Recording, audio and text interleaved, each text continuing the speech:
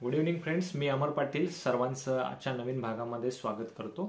तर आजचा नवीन विषय मी तुमच्या समोर घेऊन येत आहे आणि तो म्हणजे आवश्यक आणि अत्यावश्यक औषधं। तर आवश्यक आणि अत्यावश्यक औषधं हा टॉपिक घेण्याचं रिझन काय किंवा कारण काय, तर आपल्या देशामध्ये जर बघायला गेलं तर बहुसंख्य असे क्लास आहेत की ज्यांना औषधं हे परवडत नाहीत किंवा औषधांची प्राइस जी आहे किंवा किंमत आहे ती न परवडणारी आहे आणि उपचार घेण्यासाठी सुद्धा खूप साऱ्या हाल अपेष्टा सोसाव्या लागतात। तर याच्यासाठी हा कॉन्सेप्ट म्हणजे काय आहे किंवा ही एक सुविधा म्हणजे काय आहे, तर प्रत्येक देशाची यंत्रणा एक लिस्ट तयार करत असते मेडिसिनची आणि त्या मेडिसिनच्या लिस्टला नाव दिलं जातं आवश्यक आणि अत्यावश्यक औषधं। त्याला सायंटिफिक लँग्वेजमध्ये national list of essential medicines म्हणतात। तर जागतिक स्तरावर याचं नियमन कोण करतं, तर वर्ल्ड हेल्थ ऑर्गनायझेशन प्रत्येक 2 वर्षाला एक लिस्ट तयार करतं, पब्लिश करतं। म्हणजेच 2 वर्षानंतर त्या लिस्टमध्ये अपग्रेडेशन किंवा डिलिशन होणं गरजेचं असतं।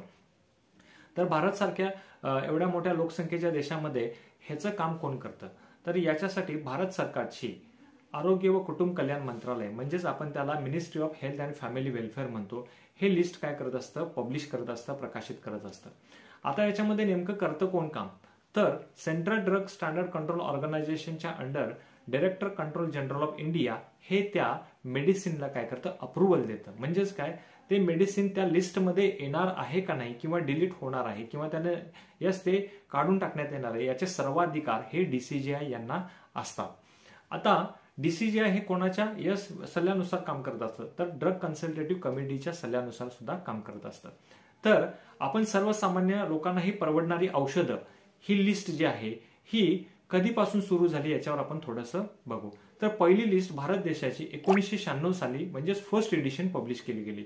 त्याच्यानंतरची दुसरी आहे ती 2003 मध्ये, त्याच्यानंतर आहे 2011, त्याच्यानंतर आहे 2015 आणि 2015 नंतर रिव्हिजन्स करून 2022 मध्ये लिस्ट पब्लिश केली गेली। आणि 2022 मध्ये जी लिस्ट पब्लिश केली गेली त्याच्यामध्ये 384 मेडिसिन्स इन्क्लूड केले गेलेत आणि हे 27 वेगवेगळ्या विभागीय खंडामध्ये पब्लिश केले गेलेत। आता या लिस्टमध्ये कोणते मेडिसिन्स आहेत, अँटी कॅन्सर्स आहेत, अँटीबायोटिक्स आहेत, अँटी इन्फेक्टिव्स आहेत, अँटी ॲस्थमॅटिक्स आहेत, अँटी ट्युबरक्युलर ड्रग्ज आहेत। आता ही सर्वसामान्य लोकांना परवडणारी जी औषधं आहेत ही नॅशनल लिस्ट ऑफ इसेन्शियल मेडिसिनच्या अंतर्गत येतील। आता ही दर 2 वर्षांना लिस्ट अपग्रेडेशन करणं गरजेचं आहे, परंतु प्रत्येक देशाची वेगवेगळी यंत्रणा या लिस्ट वर काम करत राहते आणि लोकांना सेफ, इफेक्टिव्ह आणि कॉस्ट इफेक्टिव्ह मेडिसिन्स देईल याच्या पद्धतीने काम करते। आपण अधिक कॉन्सेप्टसाठी पुढील भागात चर्चा करू। धन्यवाद।